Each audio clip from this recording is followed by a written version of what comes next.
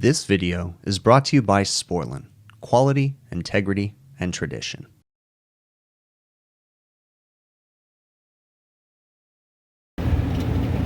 Today we have a office AC that is not working properly.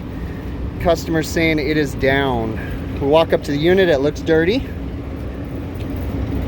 Unit is not running. We're gonna need to start over at the controls section and dig into it. All right, so we have a schematic right here, okay? And this just breaks everything down. So we have an electrical control section right here. The cool thing is we have a legend right here. This legend gives us an idea what is in this control section. So we have an electrical connection right here. That's our thermostat connection. We have a CLO, which is a compressor lockout board. That is right there. If you look right here, it gives you definitions for what everything is. I just happen to know. So you have a capacitor, all right there. Then you have an IFC, indoor fan contactor, right there. Looks like our indoor fan contactor's possibly pulled in. Sounds like it too, because it's moving. Right, then you have a C, and if you look right here, that is a compressor contactor. It is not pulled in, it's right there. IGC, ignition control board, right there. And then transformer. So this is a pretty simple operation here. So what we have three-phase power coming in from the disconnect switch, comes over, comes up right here, branches off, goes to your transformer, creates a 24-volt signal, all right? It's gonna jump into the board and stuff, but inevitably the power is gonna make its way to the thermostat board right there on the R wire, and it's gonna go downstairs to the thermostat. It's gonna power up the thermostat. You also have a C for common, and the thermostat is gonna be your brain, and that's gonna send power. It acts as a light switch. It's gonna say, hey, turn on cooling, hey, turn on heating, hey, turn on the fan. So our cooling is reflected in Y1, the blue wire. Our heating is reflected in W1, the orange wire. W2 is also there, but it's not used. G is reflected right here, and here's our common. And then we also have an X terminal, which will help us to diagnose whether the compressor lockout has been a problem. So we send 24 volts down to the thermostat. The thermostat acts like a light switch, decides which way to send power back up, whether it be on Y1, W1, or what. Now, the fact that we have a carrier package unit with a compressor lockout that is not working, the first place we need to start is we need to check to see if we have proper unit voltage coming into the unit. So we need to check for three-phase power. So we're gonna start with that. Carrier does some weird things, single-phase contactor, but it's how it is. So we have 203, let's just call it line 1 and 2, and then we're gonna jump up to line 3, so line 1 and 3, 203. Now let's go from line 2 to 3, 203, okay? So I just switched it up. So we have three-phase power coming into the unit, so that's a good sign. Now the next question is, do we have control voltage coming from the transformer going down to the thermostat? We can very easily check that by simply going over to our thermostat board right here and going between R and C. If we go between R and C, we should see 24 volts. We see 25 volts. That is a good sign. We are sending power down to the thermostat. Now, whether or not we're sending power back up is another thing, okay? Now, I said this unit has a compressor lockout board, so we are gonna check the compressor lockout board, which is right there. What the lockout board does is it looks and says, hey, are any of the pressure switches open or closed? If they are, there's no way of controlling them from short cycling. Their pressure switches do not have manual resets. They simply go on, off, on, off, on, off, on, off, which can cause compressor problems. So this compressor lockout board looks for a pressure switch to open, and then it locks it out. We can test that by going between X and C. If we check between X and C and you get voltage, then you know that you are off on compressor lockout. So something caused that to go into lockout mode. Now, it can also sense the current of the compressor, and if the compressor doesn't run, it can lock out on that too. There's also sometimes a freeze stat in these units, but typically you're just gonna have high pressure, low pressure, or high pressure loss of charge. So let's go ahead and start over in the compressor section to see if there's anything over here, pressure controls that might have failed. All right, now this is our compressor. It's a fairly new compressor. And we have pressure controls back here, but they are not manual reset pressure controls. So that is a little concerning, because if we're off on a pressure control, we might be completely out of refrigerant. So at this point, we need to go ahead and put some service gauges on this unit to be able to figure out if it's off on low pressure. All right, we are set up and we have no pressure in the system. We are completely out of refrigerant. So that is a bad sign.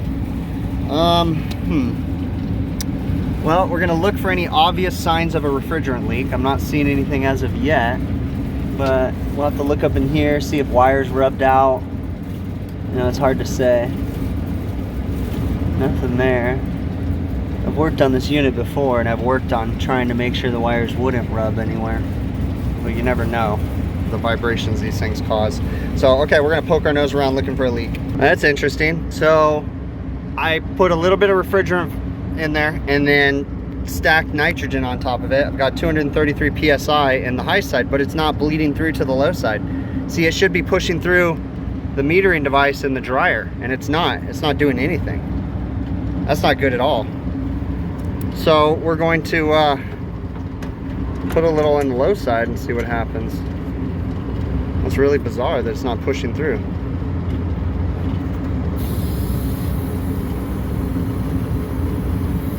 And it's always possible that I'm not depressing the Schrader, but I think I am. It's very interesting. Did you guys catch that? Did you guys see what happened when I attached the service hose on the low side port? I'm going to play it again when I'm done talking to you guys right now. In hindsight, and I figured out towards the end of the video, and what actually happens is I kind of freaked out. I wish I would have filmed it, but I didn't. I stopped filming this because I got really frustrated and I was really confused. But the CoreMax Schrader or CoreMax fitting, whatever you want to call it, was not being depressed, or it's broken. And you guys will see too as it goes on, it's not in the right position. It's like crooked inside there.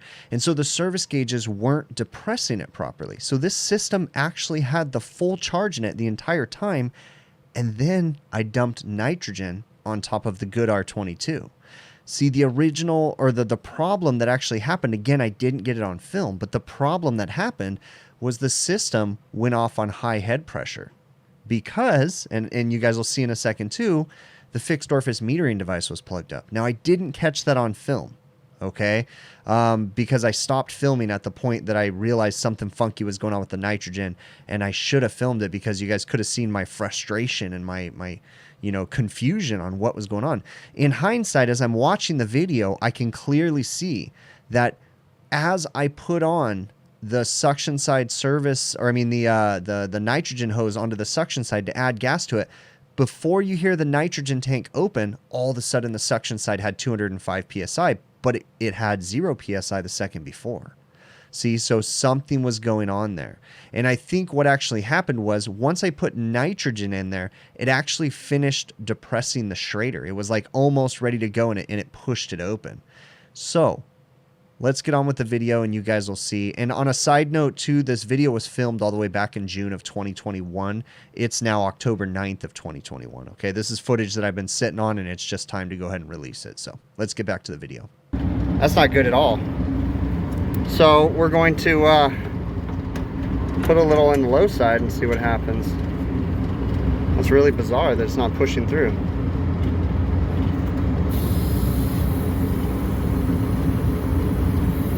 And it's always possible that I'm not depressing the Schrader, but I think I am. It's very interesting. All right, we're doing a leak check. We had a problem like with the Schraders. This Schrader's jacked up, this CoreMax fitting. It might be part of the problem, but I wanted to show you this. So in the shade, it is 113. Let's see what it is in the sunlight. Let that sit up there for a minute. All right, we're doing a leak check right now, but the problem was when I took these off, it contaminated this area, so we need to let it kind of dissipate, and then we're gonna do a leak check and try to find out where this issue is at.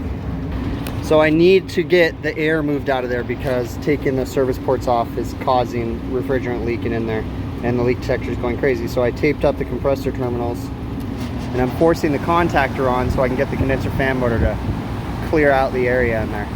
So we're just gonna let it run for a minute, and then we'll get in there and try to find the refrigerant leak. The only place that I am finding a leak is right at this Cormax fitting, right there. You can see the leak detector going berserk. And that's the only place that I'm picking it up.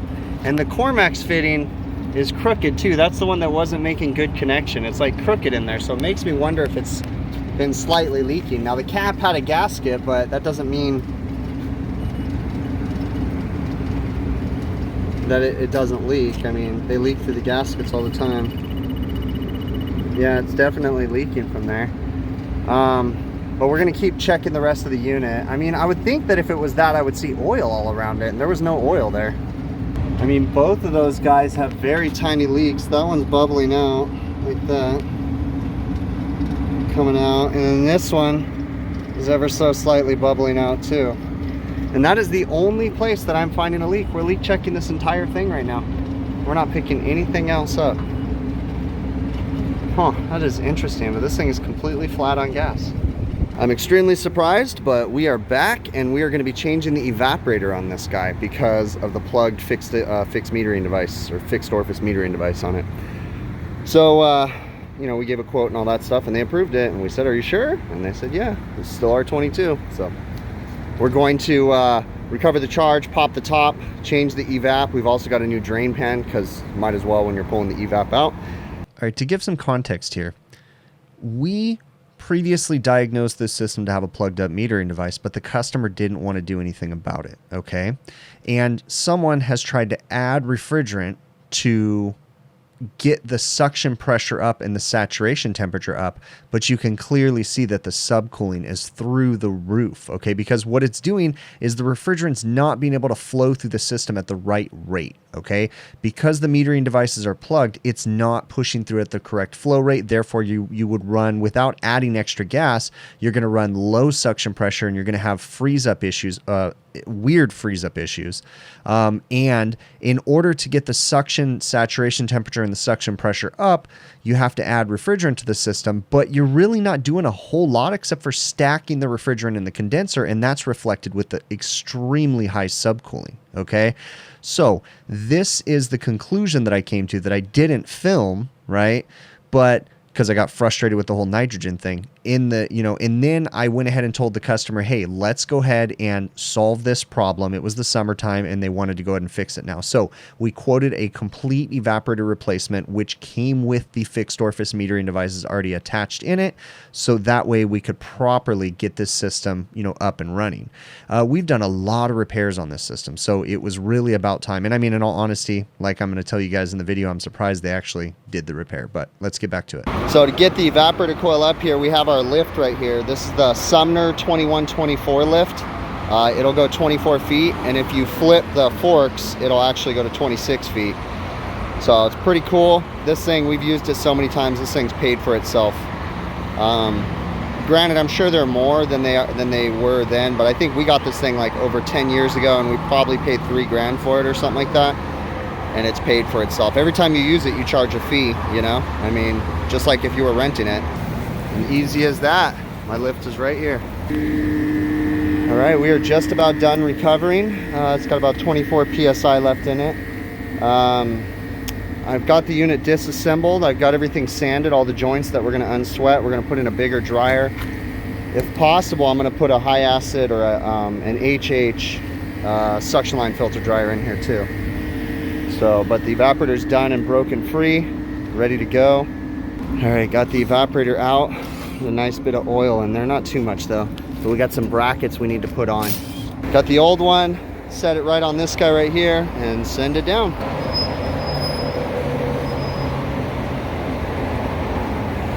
All right, this is an interesting one. So, I'll see if I can throw up I don't know if I threw up a clip in this video or not, but I don't know if I got this footage, but I came out here for a service call and I thought the system was out of gas, but it wasn't out of gas. The Schrader actually went bad. The if we come over here, it's this stupid high flow Schrader core. And if you look at them, they're sideways. See how they're not there? And so the gauges weren't depressing it properly. So I thought that it was out of gas, and so I put nitrogen in the system to do a leak search. And come to find out, it wasn't out of gas. It probably has the full charge in it. So the refrigerant, I turned the system off and shut it down, but I knew that the system had a plugged up metering device because we previously condemned this. So I need to bleed off that nitrogen, and I'm gonna try to save this R22, okay? So what I did was I took the tank and I filled up the bucket with water. We're gonna bring the temperature of the refrigerant in that cylinder to an even temperature. I'm gonna let it sit for about an hour or so while I'm installing the evaporator coil. Then we're gonna take the temperature of the water. The temperature of the water should match the saturation temperature of the refrigerant. And if it doesn't, that means we still have nitrogen.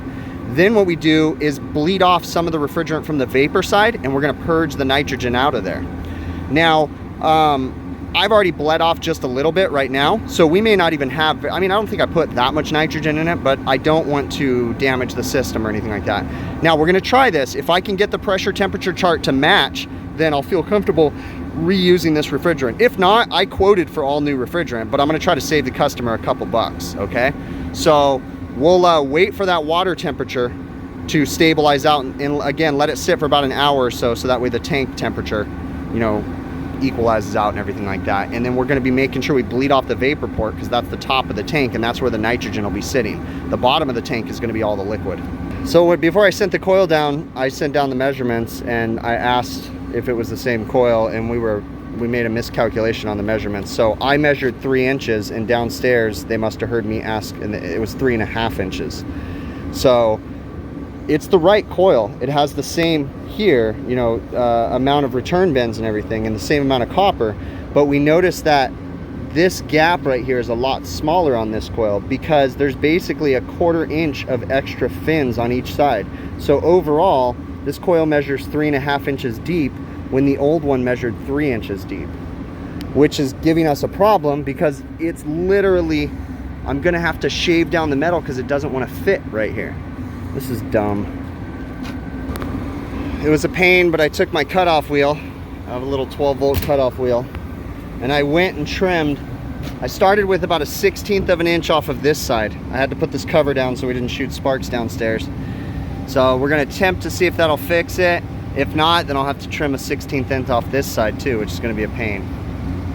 So after looking at it, the old coil, I had taken these things off of it, and they're like little extender brackets. And I think from the looks of it, you eliminate those because these basically stepped it out, the 1/2 inch difference that the coil is. So I think the new coil was meant to be bigger, but I don't know if they really planned on me having to trim that inside piece. That was kind of silly, but I had to trim both sides. It's not perfect, but it fits. So we've got this piece on. We're just reassembling it. We're gonna put the filter bracket in, then we gotta put the side panel on. So just a little bit at a time. All right, there we go. 100.7, 100.7. So I bled a little bit off of the vapor side because it was a little bit higher, and we're doing good now. So just gonna let it sit for a little bit longer though. All right, we've got some oil trapped in this condenser. I'm just purging it.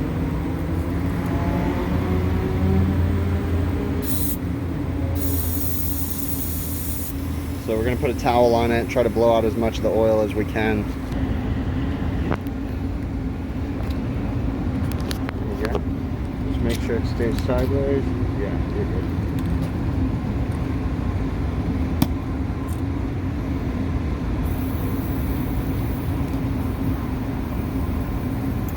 Okay, we got the nitrogen flowing. Sweat this dryer in real quick. Try not to burn everything up.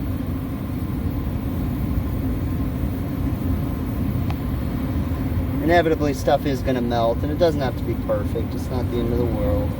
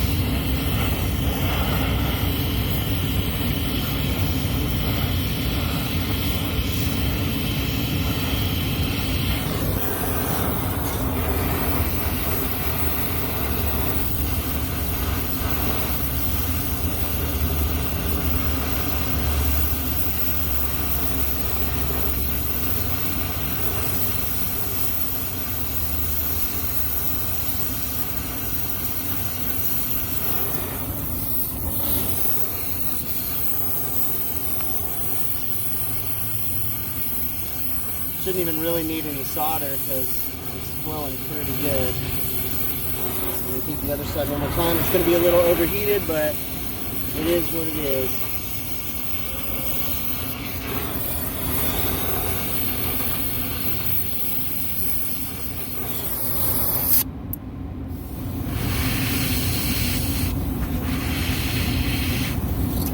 Good. All right, we got everything brazed in. That dryer's a pain in the butt, man. We got oil everywhere from when we were blowing it out, so I'm gonna have to rinse the condenser before we put the top on. We'll rinse all this stuff out.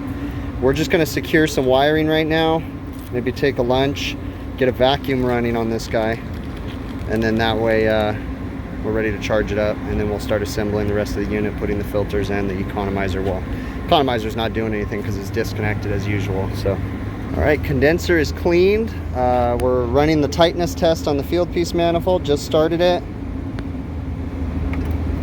Rinsed all the oil off, all that stuff. So as soon as we pass the pressure test, we'll put the Schrader core removal tools on here, get the vacuum pump set up, and then I'll start assembling the top and all that stuff and start cleaning up my monstrosity of a mess up here. I got stuff everywhere, so. We have also got a couple guys here doing a maintenance too, or at least a rooftop maintenance. So I don't really need to see any more. It's been running for 6 minutes and we haven't changed anything as far as pressure goes. So I'm gonna go ahead and let that out, get the vacuum pump running, got the filters put in, and we'll start assembling the rest of the unit. It is good practice anytime you are opening a system that has these high flow Schraders that you change them. They have such a high failure rate, in my opinion. Anytime I open a system or get an opportunity, I have the tool to change them under pressure too. But so these ones right here, you see how the little thing is off to the side. So that was part of my problem, was they weren't depressing the Schraders properly. I got most of the unit assembled. Vacuum pump still running. I went ahead and valved off the side with the micron gauge. We're currently at about 800 microns and dropping, but that's a true vacuum because we're only pulling from one side. Condenser fan motor's installed, but it's not wired in yet. We'll do that once we get the vacuum taken off. So I'm actually gonna go take a lunch. The economizer assembly, it was really dirty, so I hosed it off. So I'm gonna let it dry while I'm at lunch, hosed off everything else. All right, we are past our decay test. It's at about 800 microns, and actually it's kind of teetering right there at 809, 808, something like that. So, but it's been in decay for like 10 minutes.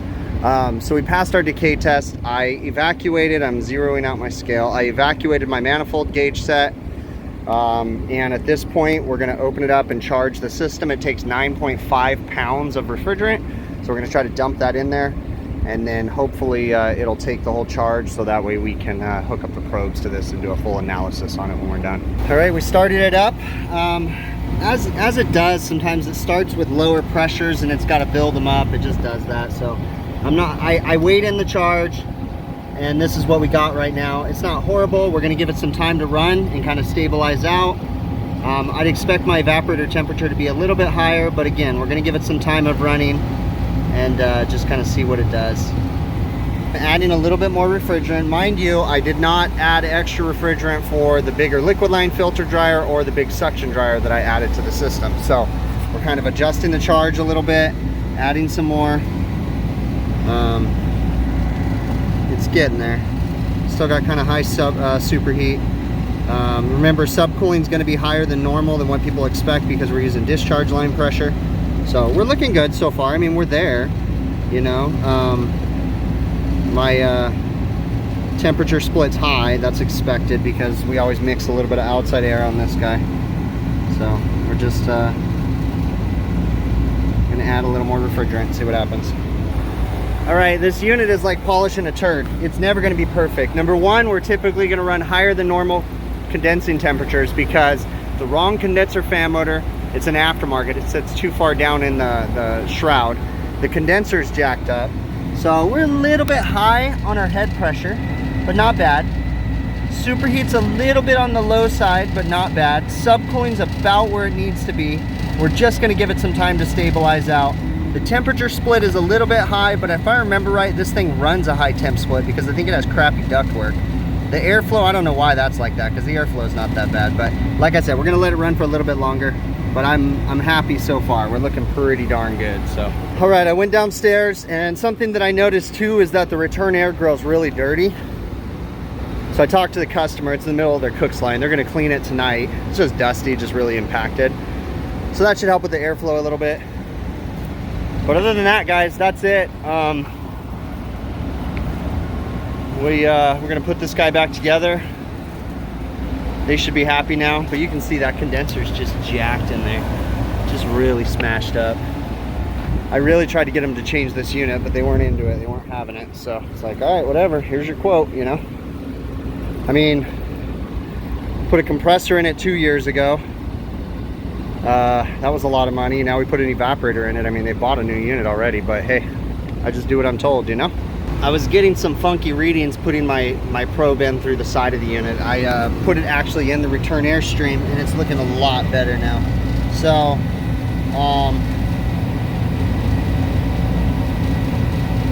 about 14 degrees superheat, 18 degrees subcooling. Temp split's decent. We still have a dirty return, so they're gonna work on that. Airflow's decent. I'm a happy camper. So this is our actuator liquid header right here. So liquid line comes in, goes through tiny little pistons, and then comes out the other side of the evaporator. Now this one I autopsied completely, and we can actually look right here. If you look very closely, you guys can see that we have a large pinhole on the left and a very small pinhole on the right. Now I've got the flashlight shining through the liquid header, and that's just showing how they're restricted inside. Now I've also got one right here. This is just a cutaway, and there's actually a piston right inside of there. And that one, you can kind of see a little bit of light too, but we just have some that are restricted, some that aren't. Here's another one too. This one you're probably not going to see light through because I think, oh yeah, this one has some good openings actually. So these little pistons get plugged up. Now, what's interesting to know, a lot of people say that you can clear them, and while I don't doubt that you can get some success, I personally have not had very good success, but I want to point something out. This is a double piston, or it's a double orifice. So see, I cut it right in the middle, right? The fixed orifice metering device, you can see the pinch point right here, and I cut it right in the middle, and you still have an orifice on that side, and you have an orifice on this side. So there's a double piston there. So if something makes its way through there, which is what's happening, it's going to get stuck in between, and you're not truly going to be able to clear these things, okay? So this is why. Now you can also change just the metering device, but even that is going to be a pain in the butt. It's just so much easier just to change the whole evaporator. So all kinds of stuff going on in this one, okay?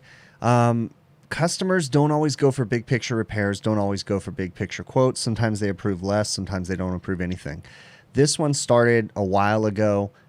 We said it had a restricted metering device, but the unit was still operating. The pressures that I showed when I pulled up the Measure Quick screen the second time were actually from the from a while back. Okay, so I've known in the back of my head that this unit had a plugged up metering device or semi-restricted. And to be fair, if you have an R22 unit with a fixed orifice metering device, the odds are the metering device has some sort of a restriction in it. Very common issue, especially on customers that don't do proper preventative maintenance or don't pay to have their coils split on a regular basis and cleaned. The oil in the compressor cooks and causes these problems, okay? So, we got the call out here. You know, I was confused what was going on there. Long story short, the Schrader went bad. What are the odds, though, that both Schraders were bad? That's a trip, right? Both of those Schraders were bad. I have a hunch as to what causes those Schraders to go bad, and it's the way that they get depressed. And because they're a high flow Schrader, they get depressed. You know, when you tighten your gauge thing on there, it really pushes down that little plunger, and it just, in my opinion, makes them more susceptible to damage. Now, I've never seen this before where two of them at the same time were not being depressed. And you guys saw when I put the nitrogen on there, like how like I showed the clip, as I screwed the gauge hose onto the low side, all of a sudden there was 200 something PSI. And then like a split second later, you hear the nitrogen being opened and flowing into the system. And then the pressure went higher. See, I didn't catch that right away until later in the video that you guys didn't see because I stopped filming. And the way that I caught it, because I was just kind of working and really didn't, wasn't paying attention to everything, was when I went to go vent the nitrogen out of the system. I was going to, I'm going to vent the nitrogen, and I knew I didn't put a lot in there. So it's like, okay, I'm going to vent it. And all of a sudden I had liquid refrigerant coming out of the hose. And I'm like, okay, I only put a little bit of a tracer gas of liquid refrigerant, and then I was going to dump nitrogen on top of it. So when I started to let the nitrogen out, it was like liquid, liquid, liquid. And it's like, wait a minute, something's not right, And then it clicked in my head. I think that's refrigerant in the system. What the heck? And then I started looking into it, and then I remembered, hey, this thing was acting kind of funny. I was worried about it depressing. Oh my gosh, I dumped nitrogen on top of good R22 refrigerant. So now I want to say this. I was trying to save the customer money, but I don't find any fault in anything that I did in this video. Of course, there's things I could have done better. I would have had no problem selling the customer new R22 if need be. I do not see any issues with what happened because the Schrader's going bad. That's not my fault, okay? That's a problem of that particular Cormax Schrader fitting or high flow Schrader, whatever you want to call it, okay? That's just the thing. So that wasn't my fault, right? So I had when I quoted this evaporator replacement, and at least that's the way I see it. I'd be kind of curious what you guys think in the comments. Do you think that I was wrong for wanting to potentially charge the customer for new refrigerant? Do you think that I, as a business owner, should have ate the cost of the refrigerant that I accidentally or inadvertently put nitrogen on top of it had I needed to change it? I'm kind of curious. Now, as everything's done, I was able to save the refrigerant. Okay. I'd never done that before. I don't know if I've even ever heard anybody say that you could do that before. And maybe I was wrong in the way that I bled the nitrogen off the top, but I operate off of dumb logic. That's the way I'm not the smartest cookie in the jar or any of that stuff. Okay. But I just kind of think, okay, liquid refrigerant, I know how to tell if there's non-condensables. I know how to tell if you've got mixed refrigerants. And it's very similar to the way that I checked if there was nitrogen in this refrigerant, okay? Following pressure temperature relationships. Now, I guess there's always a possibility there's still minute amounts of nitrogen in there. It's always possible. But in my opinion, I felt like I did everything that I could to try to get that R22 and the nitrogen separated, okay? So I put the recovery tank in a bucket of water and I let it sit outdoor in the ambience over 100 degrees, just sitting there, right? Because I wanted even temperature all throughout that tank. And then the logic was the saturation temperature better match what the outdoor air temperature or the temperature of the water in the tank was, okay? And it didn't at first. I wish I got footage of that because I only showed the before and then I showed the after. I wish I would have shown, the discrepancy. It was a couple PSI off. And then I just vented vapor off the top of the cylinder, right? And it wasn't really vapor. I just vented out of the vapor port and I vented the nitrogen out of the top of the cylinder until the saturation temperature, and then I let it sit for another hour while I was doing other things and then verified that it was correct and it stayed equal, the water temperature and the saturation temperature. So I'm curious on your guys' thoughts on that too. So leave me a comment down in the comments and let me know what you think. Do you think that was, do you think I was incorrect for doing that? Because I mean, it seemed to work fine and everything was good, and then once I even, you got to be careful too on those carrier units, your placement. When you're working on package units, it's convenient to put the probes in the side of the unit, but it's not always the most accurate place. So you guys saw that I was having weird temperature issues and airflow issues. And then once I moved that return air probe from the side of the unit actually into the return air stream down by the filters, it kind of solved my problem. So this was an interesting one. I run into these weird, strange problems on a regular basis. It's kind of fun. These are the ones that I really enjoy, these challenges and these.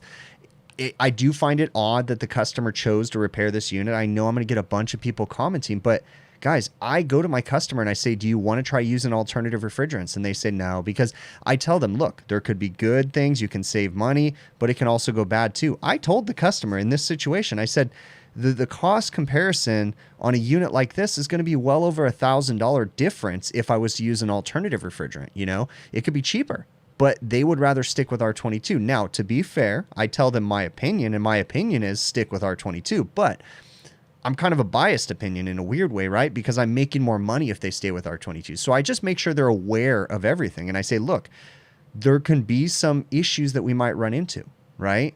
We might lose a little bit of performance. It might be confusing for other people, just weird stuff. So I said, I strongly suggest that we stay with R22, but when it comes to money, sometimes I say it's up to you guys though. We can go ahead and try an alternative. And, if we have problems, then we can address it then, or we can just stick with R22 and we know it works and go with that. And my customers have been choosing to stick with R22. So, hey, go figure. But on another note, I tried to talk them into replacing this unit. But I've said this so many times, and I say it on live streams and everything. In the state of California, it's insane the hoops these guys have to jump through to properly change a package unit. Majority of the customers out there, they don't want to pull permits because it's such a nightmare. The bureaucracy they have to go through to replace a package unit. Once the code enforcement people come out to sign off on the job, they do an inspection. It's like opening Pandora's box at these places. And then they want you to do duct testing. They want you to do third-party HERS rating, all this different stuff, and seismic testing. They want structural engineers out there if anything changes. If the unit's over 200 pounds more than the old unit, they want structural engineers looking at building plans to make sure that it's safe. You got to strap the unit. Like, there's just so many hoops, and most customers don't want to do that. So they end up repairing. They just keep repairing and repairing and repairing. And I gave them 2 quotes. I gave them a quote to repair it, and I gave them a quote to replace it, and they chose to repair it. Even though they put a compressor in this recently, even though they had a blower assembly rebuild recently. Thing after thing after thing. They just see the now. They don't look at the big picture of everything because they're just concerned about surviving right now. It's just this crazy time when these restaurants are doing everything they can to survive. So right now, in survival mode, it's this moment at this point in time. Yes, we could save money if we invest a large amount of money right now and replace the package unit. We could save future repair costs and different things like that, but they don't see it that way. They just see it as this is an expense now. It's going to be cheaper to fix it now than to replace the entire unit. Even if it means that in the long run they could save money, they still don't do that. And it's not just one restaurant chain, guys. I work for several large big giant corporations that have restaurants all over the country, hundreds and hundreds of restaurants, different chains, and they all do the same thing. Majority of them don't want to replace equipment because it's such a nightmare. There's some that do, but it's such a nightmare to do it. So anyways, hey, I'm babbling. If you guys haven't already and you're really interested in doing so, do me a favor and check out my website, hvacrvideos.com. Got merchandise available, hats, beanies, sweaters. We got beanies, cuffed, or I always say that, cuffed and non-cuffed, hats, sweatshirts. I said that. Different styles of shirts. This is my flag design because it has a flag on the sleeve. Says Big Picture Diagnoses on the back. Show it in the back right now. I'm sorry, this one doesn't say Big Picture Diagnoses. This one says HVACR Videos. And then we have the Big Picture Diagnoses shirt. So if you're interested, check it out, hvacrvideos.com. A bunch of different other ways you guys can support the channel: Patreon, PayPal, TrueTech Tools. I have offer codes if you're going to purchase tools. All the information's in the show notes of this video. Check it out. Remember, I try to go live on YouTube Monday evenings, 5 p.m. Pacific, where I discuss these videos. And then I also try to go live on the HVAC Overtime YouTube channel with my buddies about 6:05 p.m. Pacific on Fridays. Okay. I really appreciate you guys. Thank you so much. It's awesome to see the support and all that good stuff from you guys. You are amazing. It's really, really cool. Okay. Thank you very much. And we will catch you on the next one. Okay.